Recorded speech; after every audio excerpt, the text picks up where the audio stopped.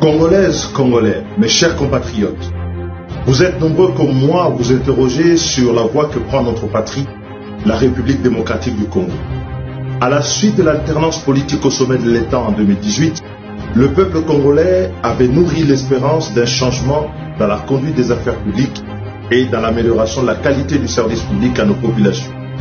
Mais depuis 4 ans, le pays va de mal en pis et les Congolais souffrent. Les promesses de l'alternance se sont fracassées dans la décadence d'un pouvoir à coup d'un affaissement moral des dirigeants et d'un ravalement de la Constitution et des institutions de la République qui ont fini par mettre en cause notre dignité, notre liberté, ainsi que l'indépendance nationale et la foi de certains en l'avenir de notre pays. Depuis 1960, le temps passe, les régimes se succèdent et se ressemblent à la limite de la caricature, trouvant même dans les errements des régimes précédents qu'ils ont souvent combattus le fondement et la justification de leur propre décadence et de leur action politique. Pour le peuple congolais, rien ne change. Et c'est cela justement qu'il nous faut désormais changer dans notre pays.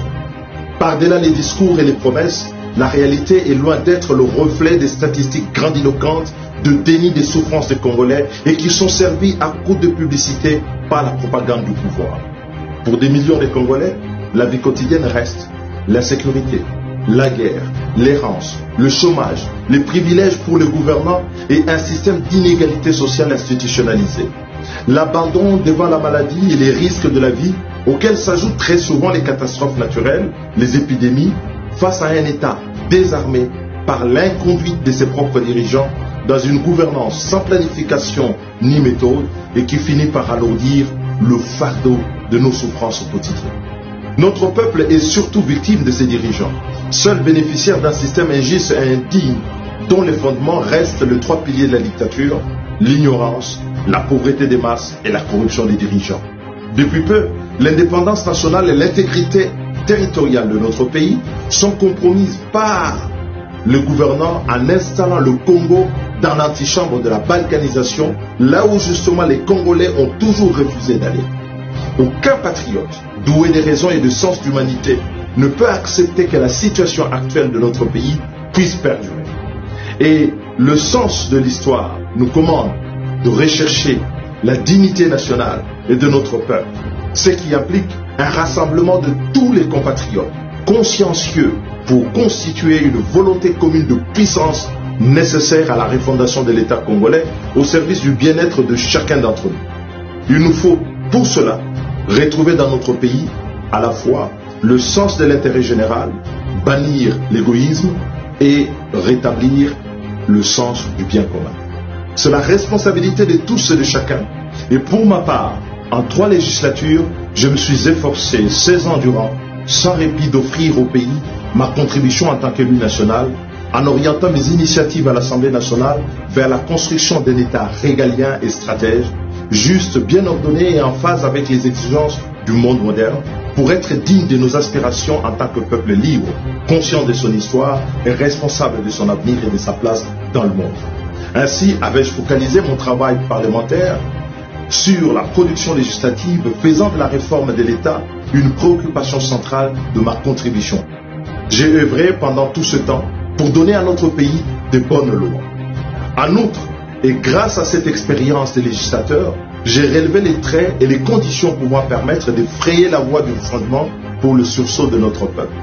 Dans ce cadre, j'ai plusieurs fois pris la liberté d'intervenir pour interpeller, alerter, conseiller, proposer la marche à suivre au nom d'une certaine idée de la République et de l'intérêt commun. Nonobstant cette volonté, toujours affichée, de donner les meilleurs de moi-même, avec certains d'entre vous, notre voix n'a pas souvent été entendue et n'a jamais eu le bénéfice de l'attention nécessaire des dirigeants et des décideurs. Face à tout cela, vous vous posez la question de ce que devient notre héritage commun et comment faire pour le sauvegarder. Mes 20 ans justement d'engagement au sein des institutions politiques de notre pays depuis 2003 m'ont permis de me faire une idée exacte du Congo, de sa situation, ses défis, ses problèmes et les attentes de notre peuple.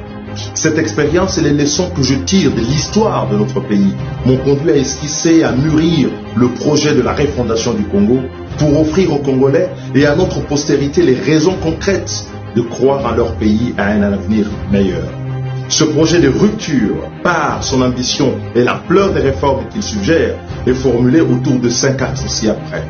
La sécurité et l'indépendance nationale, l'emploi des jeunes par l'inclusivité de la croissance d'une économie enfin diversifiée de manière effective, l'unité nationale et le développement par le renforcement de la cohésion physique de notre territoire national grâce à des infrastructures d'intégration de notre espace économique national. La réhabilitation de l'intérêt général et du sens du bien commun dans le cadre d'une saine gestion des finances publiques administrée sur une trajectoire d'accroissement continu des ressources dont l'allocation obéit aux priorités de notre peuple dans le cadre d'une réduction effective du train de vie des institutions et de l'État. Enfin, la réaffirmation de la primauté de la centralité de l'État au service de la justice, de l'administration du territoire national et de la protection des intérêts nationaux au service de chaque Congolais. Il s'agit pour moi de vrais impératifs qui nous appellent au rassemblement pour porter ensemble ce projet fédérateur et ambitieux et tout aussi réaliste à travers une dynamique de rupture fondée sur la transformation sociale de notre pays. C'est pourquoi, au regard de l'état actuel de notre pays et face aux attentes déçues de notre peuple, après mûre réflexion, je prends ce jour la décision de me porter candidat à l'élection présidentielle de décembre 2023 en vue de matérialiser ces projets de la refondation. Il s'adresse à nous tous comme un appel pour relever le défi d'un Congo nouveau, un Congo différent de celui que nous subissons encore aujourd'hui, un Congo de nos désirs, un Congo de celui de nos rêves. Je ne me présente pas à vous comme un homme providentiel, encore que ce temps est révolu et les illusions ont disparu. Je me présente à vous en patriote déterminé, expérimenté, avec la ferme conviction qu'il est encore possible de changer la destinée de notre pays.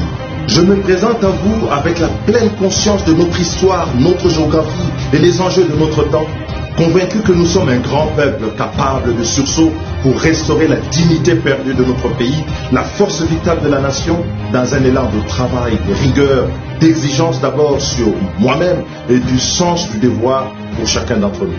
Je me présente à vous pour un rassemblement non autour d'un moment ou d'une personne comme nous l'avons fait souvent par le passé, mais un rassemblement autour d'une vision et d'un projet de refondation nationale qui puise ses sources et son inspiration dans notre histoire, l'énergie, les motifs de relever les défis de notre temps pour notre peuple, notre jeunesse.